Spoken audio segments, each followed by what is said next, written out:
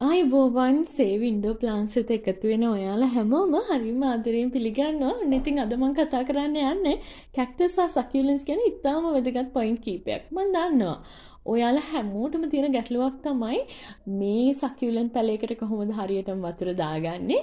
කොහොමද මේ පැලේ තියෙන පාට හැමදාම එකම විදිහට තියාගන්නේ කියලා. ඉතින් මේකට බලපාන ප්‍රධානම දේ තමයි ජල කළමනාකරණය සහ ආලෝක කළමනාකරණය කියන පොයින්ට් දෙක.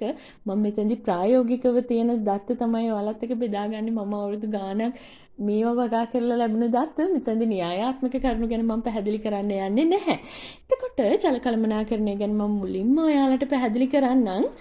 කැක්ටස් හරි සකියුලන්ට්ස් හරි පොට් එකක මාධ්‍ය සම්පූර්ණයෙන්ම වෙරිලා ගියාට පස්සේ තමයි ඔයා ජලය ආපහු යොදන්න පටන් ගන්න ඕනේ. ඒකත් ඉතාම ස්වල්ප ප්‍රමාණයක් තමයි කැක්ටස් හරි සකියුලන්ට් හරි පැලයකට ජලය අවශ්‍ය වෙන්නේ. මොකද එයා ගොඩාක් වතුර ස්ටෝර් කරගෙන ඉන්නේ.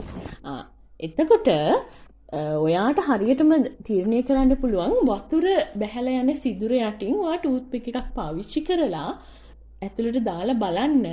නැවත එළියට ගත්තයින් පස්සේ ටූත් පික් එක තෙත ගතියක් නැත්තම් සම්පූර්ණයෙන්ම වියලී නම් ඔන්න ඔයාට පුළුවන් වතුර දාන්න.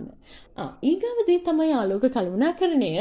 හොඳටම ඍජු ආලෝකය ලැබෙන තැනකින් ඔයාගේ සකියුලන්ට් පැලේ වාට තියන්න පුළුවන් නම් ඔයාට පුළුවන් හරිම ලස්සනට හැමදාම වර්ණවත් විදිහට ඔයාගේ කැක්ටස් පැලේ වර්ණය දිගටම රඳවා ගන්න.